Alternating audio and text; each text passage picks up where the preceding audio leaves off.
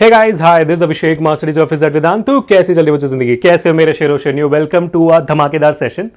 जैसे हमने कुछ दिन पहले किया था कि क्लास 9 के सारे फॉर्मूलाज को एक वन शॉट में किया था।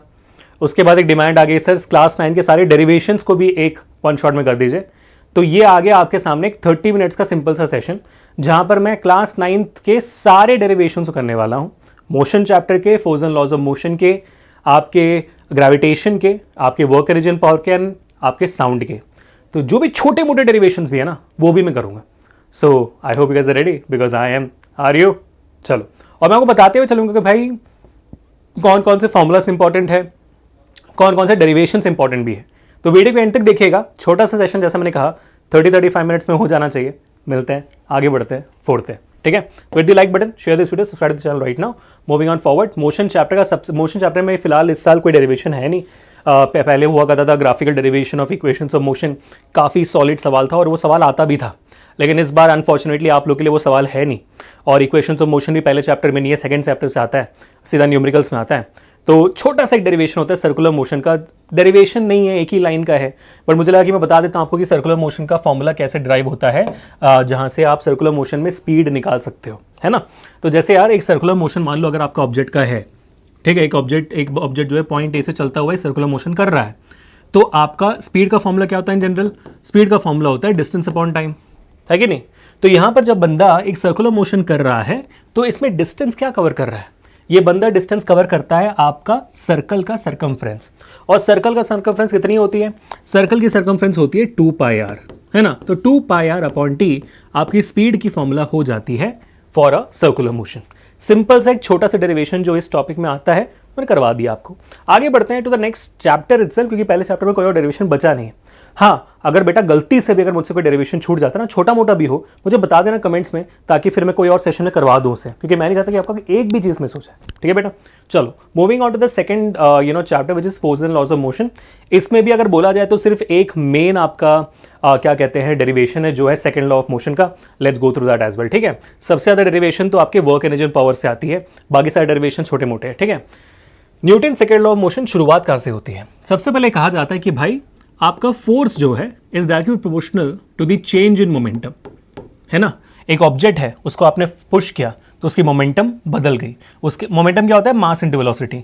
पहले उसका मोमेंटम 0 था, आपने फोर्स लगाया तो उसकी मोमेंटम बदल गई, क्योंकि उसकी वेलोसिटी बदल गई तो मोमेंटम बदल गया। तो जितना आप फोर्स लगाओगे उतनी उसकी मोमेंटम बदलेगी। So force is proportional to change in momentum and force is inversely proportional to the time, है ना। जैसे मान लो अगर पापा मम्मी आते हैं और प्यार से आपको, हाँ बेटा सब सही है, तो कोई फोर्स नहीं लगता, क्योंकि पापा ने बहुत वक्त दिया अपने हाथों को आपके गालों पर सहलाने के लिए। बट मान लो यहाँ पर वक्त कम देते वो, तो फिर चाटा लग जाता ना, समझे। तो जितना ज़्यादा कम वक्त लगता है उतना ज़्यादा फोर्स लगती है चेहरे पे सब जगह, ठीक है। तो force is inversely proportional to time. अगर इन दोनों चीज़ों को हमने साथ में जोड़े तो हमें क्या मिलेगा? Force is proportional to P2 minus P1 divide by t. ये हो जाती है बात, P2 minus P1 divide by t. ये हो गया आपका फोर्स का फॉर्मूला फिर, ठीक है। तो यहां पर मोमेंटम का फॉर्मूला क्या होता है? Force is proportional to momentum क्या होता है? Mass into velocity. ये P2 क्या है? Final momentum. तो ये होगा mass into final velocity minus mass into P1 क्या? Initial momentum. तो मास इनटू इनिशियल वेलोसिटी होगा ये, डिवाइड बाय टाइम। अगर इसमें मैंने मास को कॉमन ले लिया तो क्या मिलेगा मुझे? मास कॉमन ले लिया मैंने, मुझे मिलेगा V minus u upon t, correct है। तो force is proportional to m, और ये V minus u upon t आपने कहीं देखा होगा, कहाँ देखा है? एक्सेलरेशन में देखा है, बहुत बढ़िया। तो force is proportional to mass into accelerate, वाह बहुत बढ़िया। तो force is proportional to ma। अब सर ये प्रोपोर्शनलिटी सिंबल को लात मार के बाहर निकालना, सर हम क्या करें?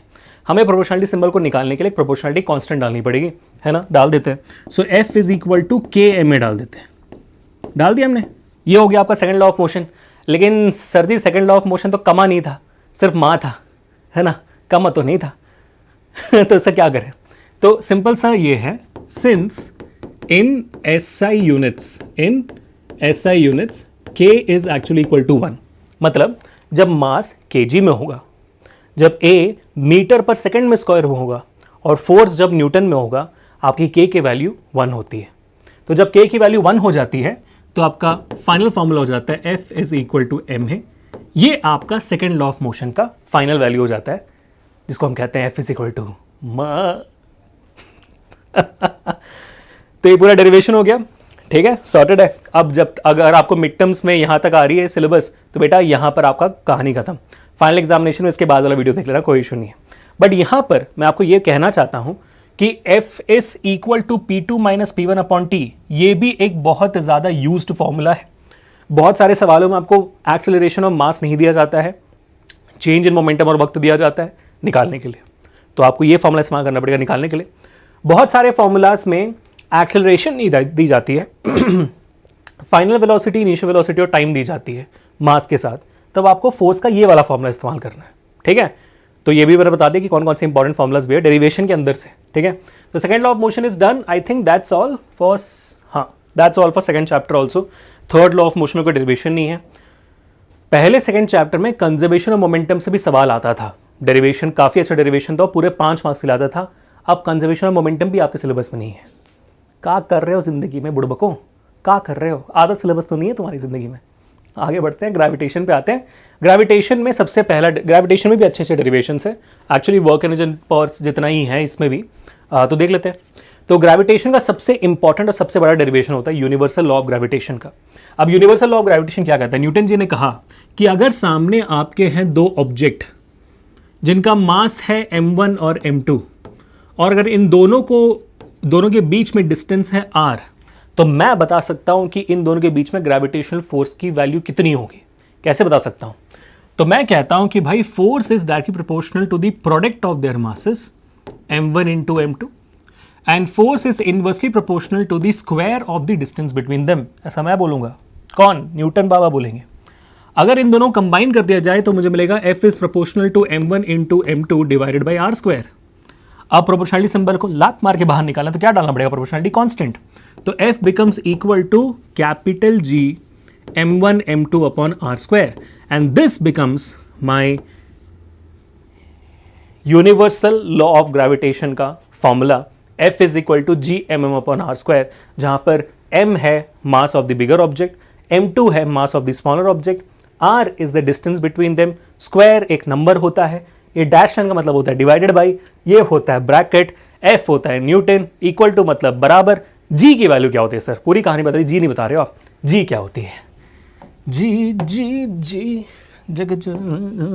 g की वैल्यू होती है 6.67 इंटू 10⁻11। यूनिट भी होता है उसका।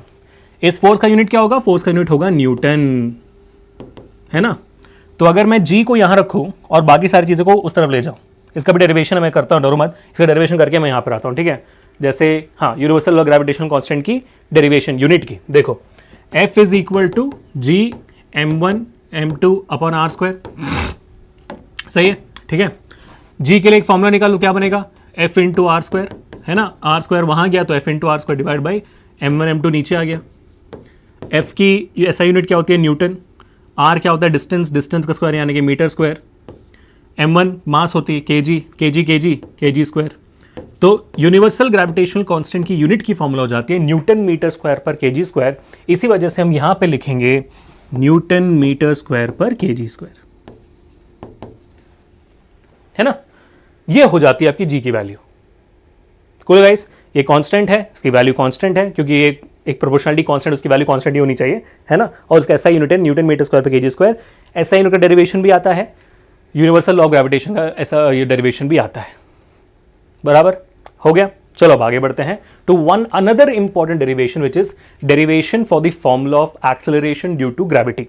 ठीक है, एक्सेलरेशन ड्यू टू ग्रेविटी का इंपॉर्टेंट कॉन्सेप्ट है, आपको याद रखने इस बात को लेकर। ठीक है, अब एक्सेलरेशन ड्यू टू ग्रेविटी की बात कब होती है? जब एक ऑब्जेक्ट हवा से नीचे गिर रहा हो, फ्री फॉल में। फ्री फॉल मतलब इस ऑब्जेक्ट के ऊपर कोई भी और फोर्स नहीं है, सिर्फ एक ही फोर्स है, ग्रेविटेशनल फोर्स, जो आपका दुनिया आपको खींच रहा है। ठीक है, तो ग्रेविटेशनल फोर्स की वजह से ये ऑब्जेक्ट नीचे गिर रही है। तो ग्रेविटेशनल फोर्स का फॉर्मूला क्या होता है? अभी हमने निकाला सर। ग्रेविटेशनल फोर्स की फॉर्मूला होती है F, है ना, G is equal to capital G m1 m2 upon r square. ये होती है सर ग्रेविटेशनल फोर्स की फॉर्मूला। ठीक है, मान लो भाई अर्थ का मास आपका m1 है, तो ये ऑब्जेक्ट का मास मान लो m2 हो गया, छोटा मास m2 होता है। ठीक है, ये फॉर्मूला है। लेकिन सर ग्रेविटेशनल एक और फॉर्मूला है ना, क्या फॉर्मूला है फोर्स का? सर एक और फॉर्मूला है फोर्स का, F is equal to ma। ये भी तो फॉर्मूला है सेकेंड लॉ ऑफ मोशन का, है कि नहीं?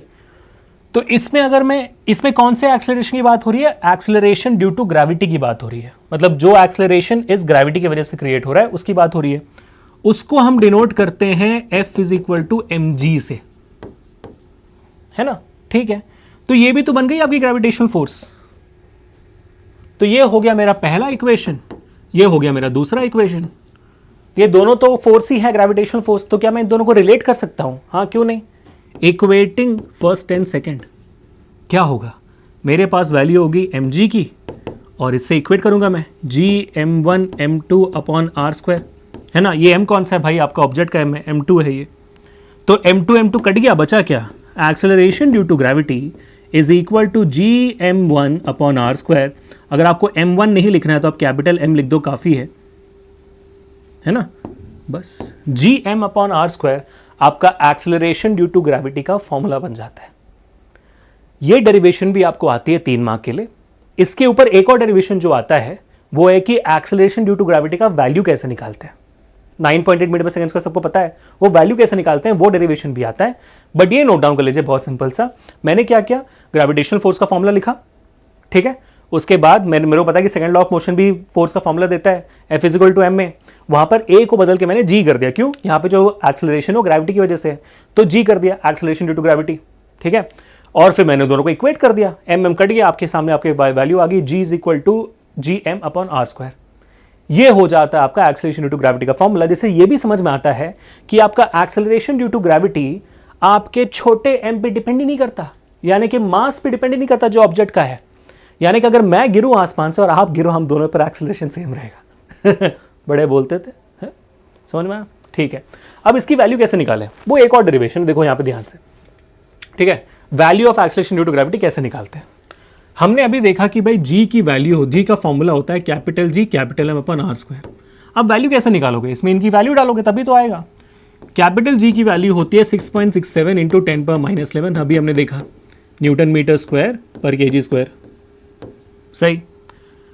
m क्या है, मास ऑफ द अर्थ होती है m, मास ऑफ द अर्थ क्या होती है, वो मास ऑफ द अर्थ पता है किसी को, मास ऑफ द अर्थ होती है 6 इंटू 10⁻24 kgs, एक्चुअली होती है 5.98, बट 6 इंटू 10⁻24 आप कंसिडर कर सकते हो, ठीक है। उसके बाद होती है radius of earth. Radius of earth होता है 6000 किलोमीटर, यानी कि 6.4 इंटू 10⁻6 मीटर्स। अब अगर ये सारे वैल्यूज को आप इसमें डाल दोगे तो जी की वैल्यू आ जाएगी, आप खुद कैलकुलेट कर देख लो, कैलकुलेटर का इस्तेमाल करके, तो आपको वैल्यू आ जाएगी जी की 9.8 मीटर्स पर सेकेंड स्क्वायर। ये होता है डेरिवेशन। तो आप जी को लिखोगे, इन सब की वैल्यू डालोगे, 9.8 आ जाएगा। तो वैल्यू डालने के बाद आप सीधा लिख देना, आपको कैलकुलेट करने की जरूरत नहीं, क्योंकि हमें समझ में आता है, टीचर समझ में आता है कि यार इतना कैलकुलेशन तो हमसे ना हो पाएगा भाई, आप लेकिन वैल्यू जरूर डाल देना, ठीक है। चलो, ये हो गया आपका value of acceleration due to gravity, done. अब आगे बढ़ते हैं टू द नेक्स्ट। हाँ, अब ये भी एक इंपॉर्टेंट आपका डेरिवेशन है। Weight of the object on moon is equal to 1/6 of the weight of the object on earth. Moon में जो वेट होता है आपका दुनिया से हमारे अर्थ के कंपैरिजन में 1/6 होता है वहाँ पर। मतलब कि यहाँ पर अगर मेरा वेट 600 न्यूटन है, तो वहाँ पर जाऊँगा मैं मून पे, तो मेरा वेट वहाँ पर 600/6 100 न्यूटन बन जाएगा, सिंपल सा। तो वो डिराइव करना है कि ये फॉर्मूला आता कैसे है, कर दें एक बार, ठीक है। सिंपल सा है फॉर्मूला, अगेन बहुत सिंपल सा है। मान लो आपके पास 2 सिनेरियो है, ये आपका अर्थ है और ये आपका मून है, ठीक है। तो यहां पर ग्रेविटेशनल फोर्स ऑफ अर्थ होगा, जो बेसिकली है वेट ऑफ ऑब्जेक्ट ऑन अर्थ, और वैसे ये होता है weight of object on moon. एक ऑब्जेक्ट है, मान लो उसका मास स्मॉल m है, वही मास यहां पे होगा स्मॉल m, ठीक है। मास ऑफ द अर्थ होगी me, mass of the moon होगा mm। अर्थ और इस ऑब्जेक्ट के बीच में डिस्टेंस मान लो re है, और मून और इस ऑब्जेक्ट के बीच में डिस्टेंस मान लो rm है। सॉर्टेड, बढ़िया, ठीक है। करना क्या है हमें, sir weight of the object on earth को इक्वेट करना है weight of the object on moon से। Weight of the object on moon को यहां पे लाओ तो मिलेगा weight of the object on earth divided by weight of the object on moon is equal to how much.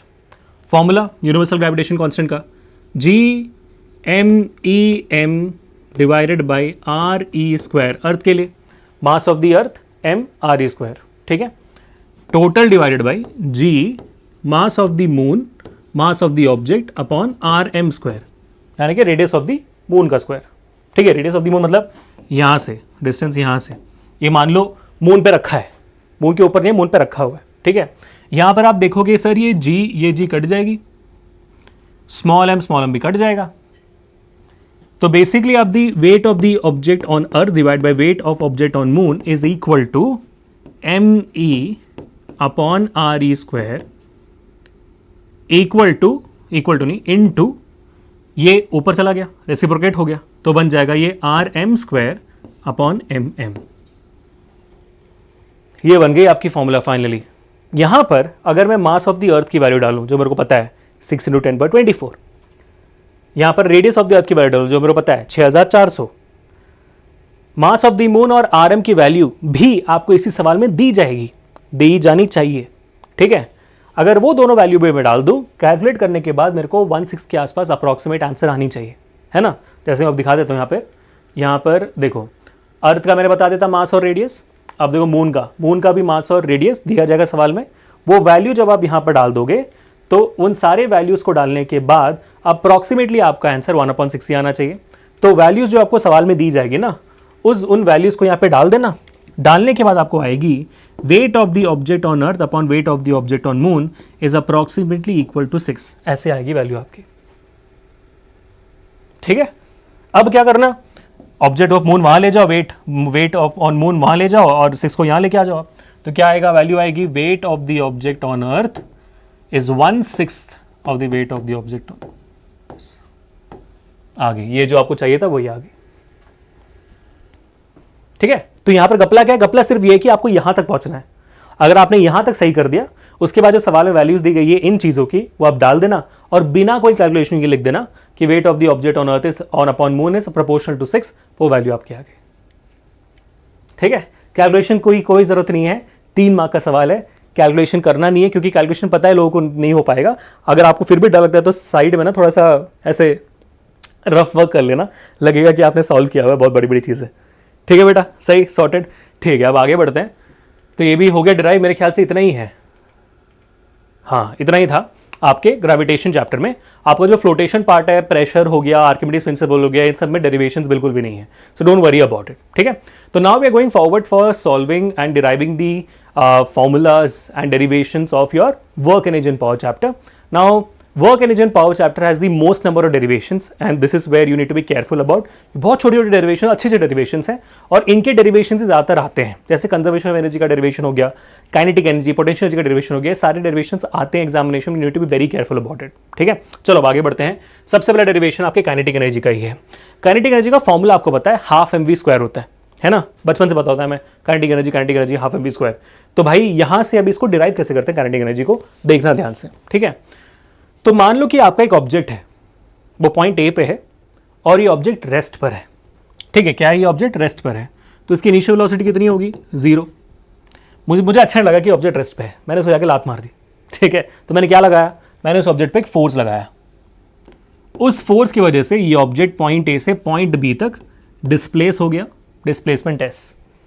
और क्योंकि ये डिस्प्लेस ऐसे हुआ, उसमें वेलोसिटी आ गई ना, इसलिए तो फाइनल वेलोसिटी इस ऑब्जेक्ट की है कुछ ना कुछ, क्या है मेरे को नहीं पता, बट है मेरी लात मारने की वजह से, ठीक है।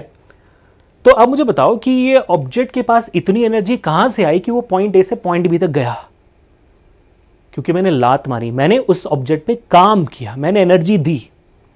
आई did some work on this object, because of this object moved, because of this object gained some energy. और एनर्जी जो मूवमेंट में होती है, जो मूव होने में होती है, जरूरत होती है, उसको हम काइनेटिक एनर्जी कहते हैं, ठीक है। तो बेसिकली मैंने जो energy the was because of the work I did. तो मैंने एनर्जी कुछ ट्रांसफर की, कैसे, मैंने इस पर कुछ काम किया, तो work is equal to energy basically, है ना। और यहां पे किस एनर्जी की बात हो रही है, यहां पर बात हो रही है काइनेटिक एनर्जी की, क्योंकि ऑब्जेक्ट मूव हुई और मूव होते वक्त जो एनर्जी की जरूरत होती है उसको हम काइनेटिक एनर्जी कहते हैं। तो मैंने लिख दिया kinetic energy is equal to work done, और वर्क डन का फॉर्मूला क्या होता है, फोर्स इनटू डिस्प्लेसमेंट, आपका वर्क डन का फॉर्मूला होता है, ठीक है। इसको मैं मान लूंगा इक्वेशन नंबर 1, कुल, हाँ ठीक है। अब फोर्स का फॉर्मूला क्या होता है? Mass into acceleration, equation number 2। Displacement कैसे निकालोगे आप? डिस्प्लेसमेंट कैसे निकालोगे भाई? आपके पास 3 इक्वेशंस ऑफ मोशन है। पहला v is equal to you plus A t, यहां पर नहीं है टी का बात ही नहीं कर सकते हम यहां पे, तो नहीं निकाल सकते। दूसरा s is equal to u t plus half a t square, उसमें भी टाइम है भाई, वो भी यहां पे इस्तेमाल नहीं कर सकते। तीसरा इक्वेशन ऑफ मोशन जो है v square minus u square is equal to 2as, हाँ ये इस्तेमाल कर सकते हैं सर, क्योंकि यहाँ पे इस फॉर्मूले में टी नहीं है, टाइम का कोई मेंशन नहीं है, बाकी मेंशंस आपने किए हुए हैं। चलो यहाँ पे निकालते हैं। तो since v square minus u square is equal to 2as, ठीक है, तो s कितनी होगी? s will become equal to v square minus u square divided by 2a, नीचे आ गया। ये हो गई मेरी तीसरी इक्वेशन ऑफ मोशन। ठीक है, अब मैं 3 और 2 को 1 में डाल दूंगा, पुटिंग 3 and 2 in 1, क्या मिलेगा मुझे? अच्छा sir, so kinetic energy is equal to, force है mass into acceleration into S है आपका v square minus u square by 2a। इसमें a और a कट गया, और सर u तो आपने बताया 0 है, तो u स्क्वायर भी 0 हो गया। तो बचा क्या? बचा मेरा ये 2, तो 1/2, बचा मेरा ये m, तो m, बचा मेरा v स्क्वायर, तो हाफ एम वी स्क्वायर मेरी फॉर्मूला मुझे मिल चुकी है काइनेटिक एनर्जी की। Kinetic energy is equal to half m v square is proved now. छोटा सा प्यारा सा डेरिवेशन है ना। हमने ये अज्यूम किया कि भाई जो एनर्जी मैं लगा रहा हूं वो वर्क डन के थ्रू उसमें आ रहा है, तो work done is equal to kinetic energy, जिसका फॉर्मूला होता है फोर्स इंटू डिस्प्लेसमेंट। फोर्स का फॉर्मूला हमने सेकंड लॉ ऑफ मोशन से निकाला, डिस्प्लेसमेंट का फॉर्मूला तीसरे इक्वेशन ऑफ मोशन से निकाला, और सीधा वैल्यू डाल दी। वैल्यू डाला तो कट गया भी चीज़ें, हाफ एम वी स्क्वायर। ठीक है, अब यहाँ पे मैं लिख देता हूँ since u is equal to 0, ताकि आपसे मिस ना हो कोई चीज़। बढ़िया।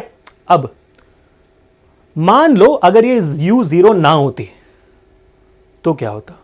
मान लो मेरा ऑब्जेक्ट ऑलरेडी चल रहा है धीरे धीरे, इसकी इनिशियल वेलोसिटी है, मेरे को अच्छा नहीं लगा ऐसे इतने धीरे धीरे चल रहा है, मैंने लात मार दी, तो उसकी वेलोसिटी उस u से बढ़ जाती है, कुछ v बन जाती है, कुछ ना कुछ बन जाती है, लेकिन v बन जाती है, उसकी इनिशियल वेलोसिटी 0 नहीं थी।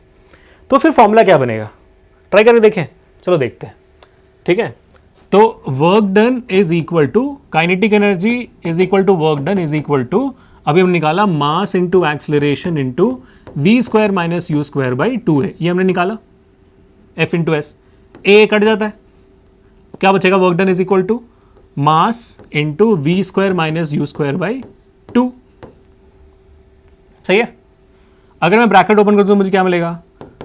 Half m v square minus half m u square.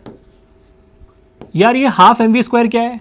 Kinetic energy, लेकिन ये काइनेटिक एनर्जी फाइनल वेलोसिटी के साथ है, तो ये होगा final kinetic energy minus half m u square. ये क्या है?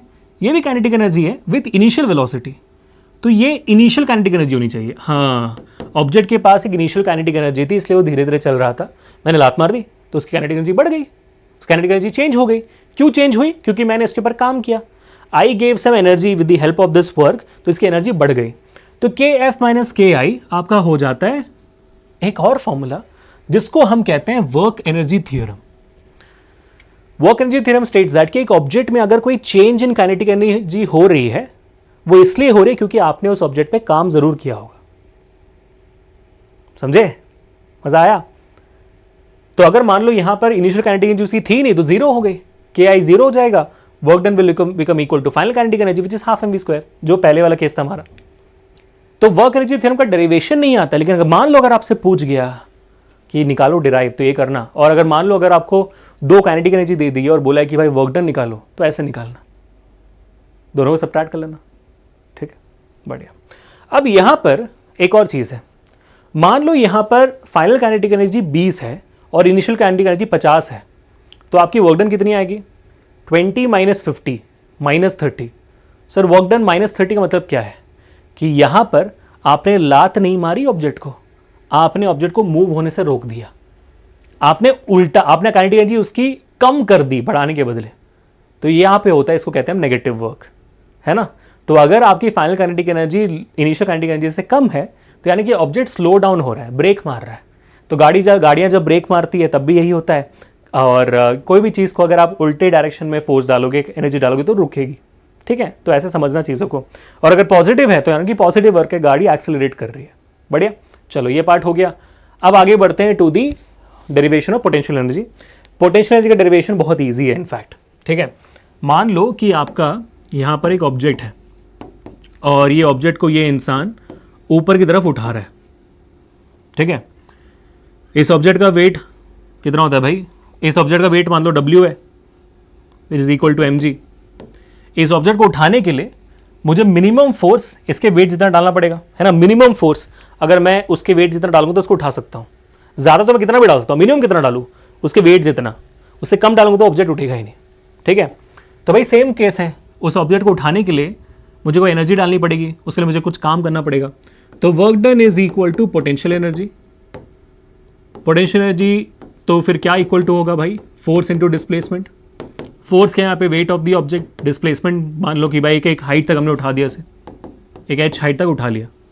वेट का फुल फॉर्म क्या होता है? mg। Weight is equal to mg, h, खत्म। पोटेंशियल एनर्जी का फॉर्मूला हो गया mgh। mgh मसाले। This video is not sponsored by mdh मसाले, but you get the idea. बहुत ईजी है। पोटेंशियल एनर्जी का डेरिवेशन इतना ही है। डायग्राम बनाया, ऑब्जेक्ट ऊपर जा रहा है, डिस्प्लेसमेंट h हो गई, फोर्स इसका वेट हो गया mg, खत्म। Next, now comes the most important derivation of this entire syllabus, conservation of energy का डेरिवेशन, जो आता ही आता है और बहुत बार आता है, और आता भी है तो 5 मार्क्स के लिए आता है। मस्त। तो अगर ये आ गया आपको तो समझना कि भाई फ्री में 5 मार्क्स मिल गए हमें। ठीक है ना। तो कर ले कंजर्वेशन एनर्जी का डेरिवेशन। ये सबसे लंबा डेरिवेशन भी है, इस पूरे सिलेबस का सबसे लंबा डेरिवेशन भी है, और इसको हम कोशिश करेंगे कि एक ही पेज में निपटा दें बढ़िया से, है ना। पूरी कोशिश करेंगे, लेकिन उसके लिए फिर आपको पूरा ध्यान देना पड़ेगा आपको कि करना कैसे इसको एग्जैक्टली। और कंजर्वेशन ऑफ एनर्जी होता क्या?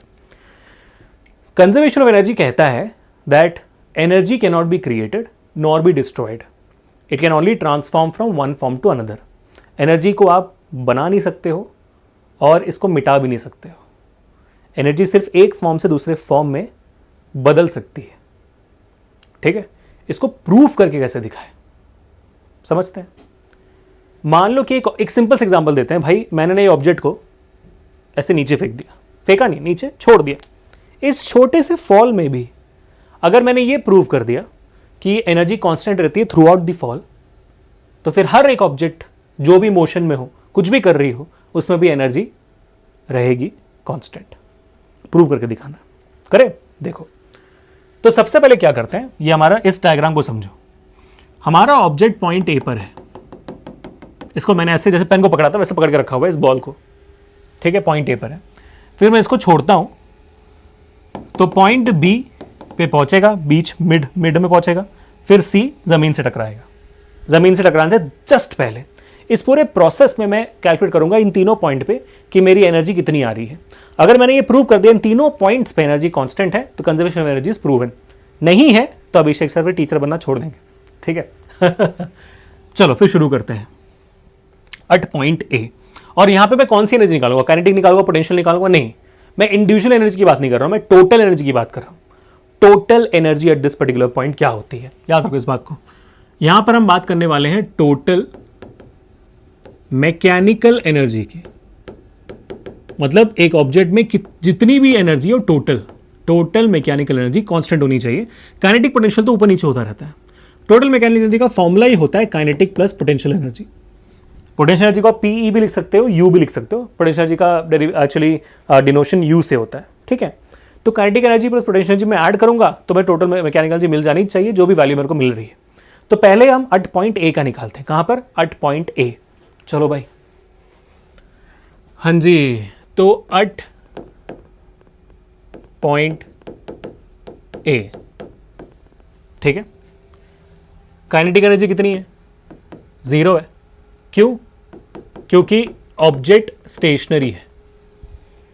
ऑब्जेक्ट को मैंने पकड़ कर रखा हुआ ना यहाँ पे पॉइंट ए पे, छोड़ा नहीं है, तो यहां पर इनिशियल वेलोसिटी 0 है, तो काइनेटिक एनर्जी 0 हो गई। बढ़िया। अब पोटेंशियल एनर्जी का फॉर्मूला क्या होता है? mgh। है ना। यहां पर हाँ भाई, मेरी ऑब्जेक्ट को एक h हाइट पे रखा गया है, तो h है, और इस ऑब्जेक्ट का वेट मान लो mg है, तो mgh बराबर। तो मेरी टोटल मैकेनिकल एनर्जी कितनी हुई? तो मेरी टोटल मैकेनिकल एनर्जी होती है काइनेटिक प्लस पोटेंशियल। काइनेटिक हो गई 0 u mgh, तो टोटल मैकेनिकल एनर्जी होगी मेरी mgh। खत्म, डन। ठीक है, डन हो गया भाई। क्या हो गया भाई? डन। अब मुझे पॉइंट बी पे भी सी पे भी लेकर आना पड़ेगा TME is equal to mgh। Total mechanical energy mgh होनी चाहिए बी पे भी सी पे भी। अगर आ जाता है तो बल्ले बल्ले प्रूव हो गया। ठीक है, चलो अब एट पॉइंट बी देखते हैं। पॉइंट बी देखे, पॉइंट सी देखे, पॉइंट सी देखते हैं, इजी रहेगा। पॉइंट सी देखते हैं पहले। ठीक है, now at point C, at point C, अच्छा पोटेंशियल एनर्जी कितनी है पॉइंट सी पे? पॉइंट सी ग्राउंड से बस थोड़ा सा ऊपर है, इत्तू सा ऊपर है, तो हाइट तो नेग्लिजिबल है, हाइट तो नेग्लिजिबल है ना। तो mgh पोटेंशियल एनर्जी है, since height is approximately equal to 0, इतनी सी हाइट है, पोटेंशियल एनर्जी कितनी हो जाएगी? 0। डन, पोटेंशियल एनर्जी 0 हो गई। अब निकालना है काइनेटिक। अच्छा, अब काइनेटिक कैसे निकालें? सर काइनेटिक एनर्जी का फॉर्मूला होता है हाफ mv²। सर यू तो 0 है अगेन। नहीं नहीं मुन्ना, यहां पर इनिशियल वेलोसिटी 0 है, फाइनल वेलोसिटी 0 नहीं है। एक ऑब्जेक्ट को छोड़ देने के बाद उसकी वेलोसिटी बढ़ जाती है। तो पॉइंट सी पे मैं ऐसे पकड़ कर नहीं लेके आ रहा, इसको मैं छोड़ देता हूं तो नीचे गिरती है, नीचे गिरते उसके बाद वेलोसिटी आ जाती है। जमीन को टच करने से पहले उसकी वी कितनी है ये निकालना है। अच्छा, ये कैसे निकाले? Again third equation of motion, क्योंकि v सिर्फ पहले और थर्ड इक्वेशन ऑफ मोशन में आती है, और पहले इक्वेशन होता है v is equal to you plus A T. T की बात हम यहां पे कर ही नहीं रहे हैं, तो थर्ड इक्वेशन ऑफ मोशन सीधा आ जाएगा। तो हम लिखेंगे since v² minus u² is equal to 2। Acceleration कौन सी यहां पे? Acceleration due to gravity, free fall हो रहा है। और कितनी हाइट से गिरी है भाई? ये h हाइट से गिरी है, तो डिस्प्लेसमेंट कितना हो गया? h। तो 2as लिखने के बदले मैंने लिख दिया 2gh, और जहां पर u मुझे पता है कि 0 है, तो v² कितनी हो गई? Therefore v² is equal to 2gh। अब आपको डाल देना इसको इस इक्वेशन में। So k will be equal to half m, और v² के बदले में लिख दिया 2gh, और ये 2 कट गया। देखो काइनेटिक एनर्जी आ गई mgh। अब टोटल मैकेनिकल एनर्जी क्या होता है? होता है काइनेटिक प्लस पोटेंशियल। काइनेटिक है mgh और पोटेंशियल है 0, तो टोटल मैकेनिकल एनर्जी आ गया mgh। प्रूवन। तो पॉइंट ए पर और पॉइंट सी पर हमने प्रूव कर दिया, ऊपर और नीचे के पॉइंट पर हमने प्रूव कर दिया कि ओके सर, ए पॉइंट पे भी mgh है टोटल मैकेनिकल एनर्जी, और आपके पॉइंट सी पे भी टोटल मैकेनिकल एनर्जी आपकी है mgh। तो at point A point C proven. अब हमें मुश्किल वाला प्रूव करना है कि अगर बीच में भी, यानी कि जब ऑब्जेक्ट गिर रही होती है, क्या बीच पर भी mgh है? क्योंकि पहले वाले में काइनेटिक एनर्जी 0 इजी हो गया हमारे लिए, दूसरे वाले में आपका mgh पोटेंशियल एनर्जी 0 हो गया, तो हमारे लिए इजी हो गई थी बात। लेकिन अब पॉइंट बी में ये दोनों 0 नहीं होंगे, क्योंकि ऑब्जेक्ट मूव भी कर रहा है और हाइट पे भी है। अब आएगा मजा, इसलिए मैंने पॉइंट ए पॉइंट सी पहले कर दिया। अब हम करेंगे पॉइंट बी। ठीक है, तो सब लोग अपना हाथ थाम लो, देखते हैं कि हो पाता है कि नहीं। ठीक है, सो एट पॉइंट सी कितनी है kinetic energy? Kinetic energy is again half mv²। दोबारा v निकालना है मुझे, तो v² minus u² is equal to 2g। Same height कितनी है? पॉइंट बी पे हाइट h नहीं है, h तो ये पॉइंट ए पे थी। पॉइंट बी पे कितनी हाइट है? मान लो कि a से b तक मेरे ऑब्जेक्ट ने x डिस्प्लेसमेंट किया है। कितना किया है डिस्प्लेसमेंट? x। तो पॉइंट a से मैंने छोड़ा था, तो displacement is now point b तक x, तो मैं लिखूंगा यहां पे 2gx। तो मेरी v² की वैल्यू कितनी आ गई? Therefore v² is equal to 2gx। So my kinetic energy would be equal to half m into 2gx। 2 cut गया, kinetic energy is equal to mgx। Oh sir mgh तो नहीं आ रहा है, mgx आ रहा है सर, ये क्या है? रुक जाओ बेटा, काइनेटिक एनर्जी निकाली, इसलिए पोटेंशियल नहीं निकाला, रुक जाओ। ठीक है, अब पोटेंशियल निकालना है। पोटेंशियल का फॉर्मूला होता है एम जी एच। यहां पर हाइट कितनी है, जमीन से हाइट कितनी है पॉइंट बी तक, ठीक है। देखो यहां तक x है, पूरा h है, तो बाकी कितना बचा, बाकी बच गया h माइनस एक्स। तो मेरी हाइट कितनी है यहां पर, मेरी हाइट है h माइनस एक्स। अब ब्रैकेट को ओपन करो तो u will be equal to M G H minus M G X. अब u भी आ गया सर, अभी तक एम जी एच नहीं आया सर, डर लग रहा है, मैं टेंशन मत लो, रुको भाई। अब टोटल मैकेनिकल एनर्जी का फॉर्मूला होता है काइनेटिक प्लस पोटेंशियल। काइनेटिक है एम जी एक्स, पोटेंशियल है M G H minus M G X. और देखो भाई एम जी एक्स कट गया, पॉजिटिव नेगेटिव बचा क्या, एम जी एच। प्रूवन। तो पॉइंट बी पे भी एम जी एच ही है। देखकर लग रहा है ना सर, ये तो सॉलिड 5 मार्क का सवाल लग रहा है सर, बिल्कुल। तो हमने प्रूव कर दिया बच्चों, सिंपल सा डेरिवेशन है, बस शुरू करना आना चाहिए। क्योंकि यार देखो पॉइंट सी वाले केस में जैसे आप काइनेटिक एनर्जी निकालते हो ना, ये एच इक्वेशन ऑफ मोशन से, वैसे आपको थर्ड इक्वेशन ऑफ मोशन में भी एच वैसे ही निकालना है। बस इतनी बात है, आपको इतना ध्यान देना है कि यार यहाँ पर हाइट जो है, डिस्प्लेसमेंट जो है एक्स होगी, एच नहीं है। सी पॉइंट पे देखो डिस्प्लेसमेंट पूरी हाइट हो रही थी, इससे डिस्प्लेसमेंट हमने एच लिया। यहाँ पर डिस्प्लेसमेंट से बी तक है, तो जो आप मान लो एक्स मान लो, डी मान लो, आर मान लो, जो मानना है मान लो, लेकिन वहाँ पर डिस्प्लेसमेंट एच नहीं होगी, एक्स होगी, या जो भी वैल्यू आप ले रहे हो। तो मेरी वहाँ पे वैल्यू हो गई। और पोटेंशियल का फॉर्मूला क्या होता है, एम जी एच। यहाँ पे हाइट कितनी है, आपने जो भी यहाँ पे वैल्यू मानी है उसको एच से माइनस कर लेना, तो बाकी उतना ही बचेगा। मान लो 10 मीटर का था, 2 मीटर का डिस्प्लेसमेंट हुआ, तो बचा कितना, 8 मीटर। तो आपने क्या किया, 10 माइनस 2 किया, तो वैसे यहाँ पर एच माइनस एक्स करना है आपको, वैसे आपको पोटेंशियल एनर्जी मिल जाएगी। बढ़िया। तो this was a very solid derivation for 5 marks. I hope always got it, and I think that's it for this chapter. We are moving towards the next chapter, that is sound. Sound chapter में derivation sir, हाँ sound chapter में 2 छोटे छोटे derivation जिसको मैं करने वाला हूं अभी। कितना वक्त हो गया, oh we have done 37 minutes, बराबर टाइम पे यार हम। मैंने बोला था 40-45 मिनट्स में कर लेंगे, देखो बराबर वक्त में हम कर रहे हैं, बहुत अच्छी बात है। मतलब पूरे क्लास 9 की फिजिक्स का derivation in just 40-45 minutes, crazy bro, isn't it.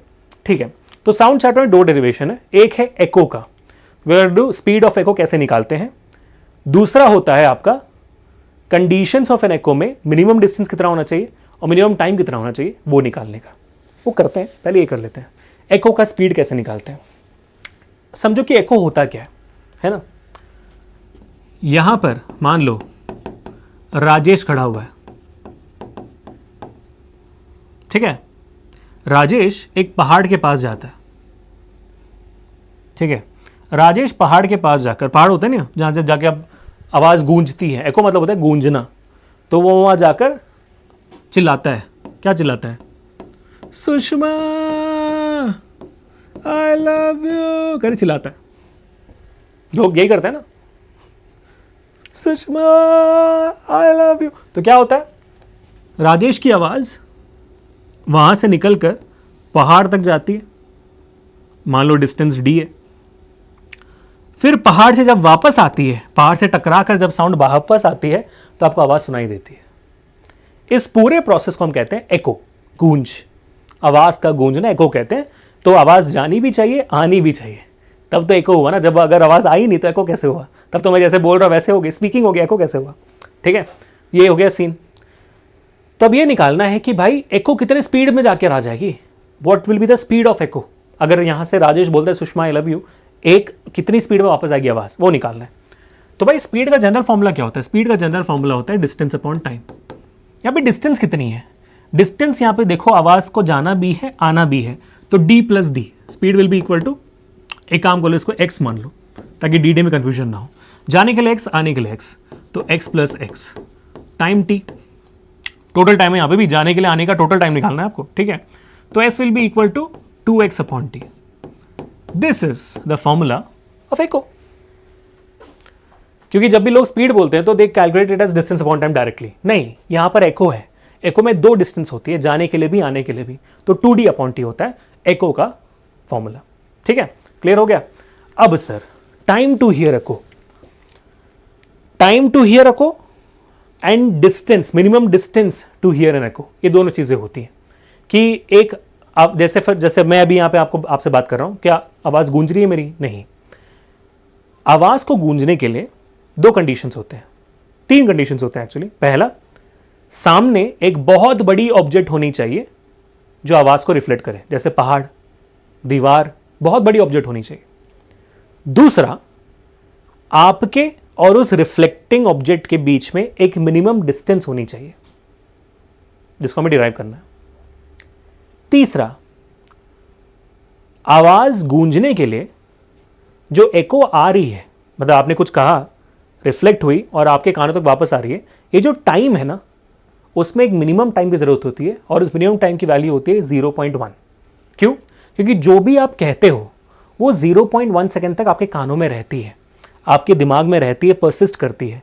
तो 0.1 से कम सेकेंड में अगर आपकी आवाज़ आपको वापस आ गई तो फिर आपका दिमाग आपके ओरिजिनल साउंड में और वो एको वाले साउंड में डिफ्रेंशिएट नहीं कर पाएगा, जो बदला है वो बता नहीं पाएगा, क्योंकि भाई कम गैप है ना, तो ओरिजिनल साउंड और वो तो साथ साथ में चल रहा है इसके लिए।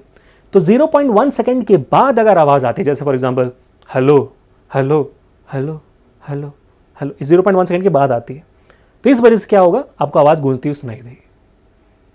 तो तब आपका दिमाग डिफ्रेंशिएट कर पाएगा कि ये दो अलग अलग साउंड है। समझे?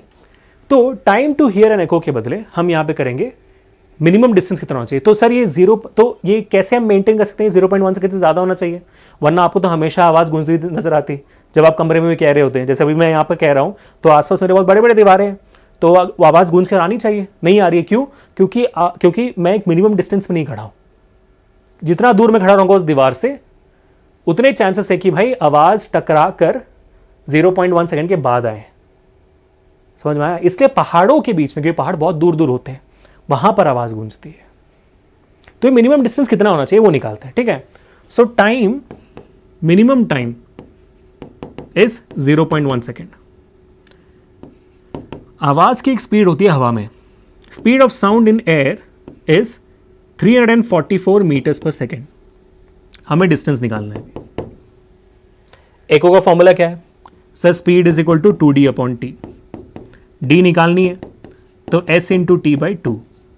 s है 344, टाइम 0.1 डिवाइड बाई 2 कितना आएगा? डिवाइड बाई 2 करूँगा तो मैं से 2 17 जा 2 जा इंटू 0.1, तो that is 17.2 metres is the minimum distance आपको एक दीवार से खड़ा होना चाहिए for you to hear an echo. ऐसे डिराइव होता है। ठीक है? 7.2 आ गया, बढ़िया, सॉर्टेड है भाई। I think we are done for today. Thank you so much guys, really means a lot. बहुत बहुत शुक्रिया आप लोगों का कि आप लोगों ने मेरी इतनी हेल्प की कि आपने इस पूरी वीडियो को देखा, और आई एम होपिंग कि ये वीडियो आप इसको एज ए रिवीजन लेने वाले हो, है ना? या तो अगर आप एक साथ पढ़ना चाहते हो सारे डेरिवेशन, उसके लिए लेने वाले हो। ये जो सेशन था ये definitely it's not a session for you to understand all the things. नहीं, आज मैंने कुछ पढ़ाया नहीं आपको, आज मैंने सिर्फ आपको डिराइव करके दिखाया चीज़ें। This is only purely for your revision. जब आप एग्जामिनेशन के लिए जाओ तो सारे डेरिवेशंस आप एक साथ देख लो। ये पूरा सेशन मेरे ख्याल से 40 मिनट्स का था, तो 40 मिनट्स मतलब अगर आपने इसको 2x में देखोगे आप तो ये 20 मिनट्स में हो जाएगा। तो 20 मिनट में इस पूरे सिलेबस का डेरिवेशन आपके लिए हो गया। तो अगर आप मान लो आप मिड टर्म्स के लिए प्रिपेयर करें तो सिर्फ 2 चैप्टर यानी पहला और दूसरा चैप्टर आप देखोगे तो वो 10 मिनट में हो जाएगा। 10 मिनट में आपको पूरा डेरिवेशन हो गया कंप्लीट मोशन का, force and laws of motion का। दैट इज इट, है ना? तो मिड टर्म्स के लिए, आपके फाइनल एग्जामिनेशन से पहले, पीरियोडिक टेस्ट के लिए आप इसको रिवीजन जैसे इस्तेमाल करना। और वीडियो अच्छा लगे बच्चों तो please make sure to hit the like button, share this video, subscribe this channel and let me know in the comment section कि भाई साहब आपको अगला वन शॉट किस चीज़ का चाहिए। ऐसे डिफरेंट वन शॉट मुझे बताइए, फॉर्मुलाज का हो गया, डेरिवेशंस का हो गया, और किसका चाहिए आपको? Please let me know, don't tell me sir gravitation का वन शॉट बनाइए, बन गया है वो, आप सर्च कर लो यूट्यूब पर ग्रेविटेशन वन शॉट, या कोई भी चैप्टर का आप वन शॉट सर्च कर लो, सामने मेरा नाम लिख देना, आपको ढेर सारे वन शॉट्स मिल जाएंगे, आप देख लो। ठीक है? Let me know how what different one shot do you want, I make it for you. ठीक है? So let me know guys, until meet the next time, this is Abhishek signing off for today. और अगर आपको gravitation chapter in the most creative way पढ़ना है, the most amazing वे पढ़ना है कि ऐसे पढ़ोगी जिंदगी भर ना बोलो, तो वेदांतु 9th एंड फिजिक्स नाम का मेरा एक और चैनल है जिसका लिंक डिस्क्रिप्शन में है, वहां जाइए, उसको करिए, उसकी वीडियोस को देखिए। अभी मैं ग्रेविटेशन कर रहा हूँ 60 सेकंड्स के अंदर, समझ रहे हो? 60 सेकंड्स में टॉपिक कर रहा हूँ, आप वीडियो देखिए, अच्छा लगे सब्सक्राइब जरूर करना, उसको भी, इसको भी। ठीक है? तो मिलते हैं नेक्स्ट सेशन में। Until this Abhishek signing off, piece.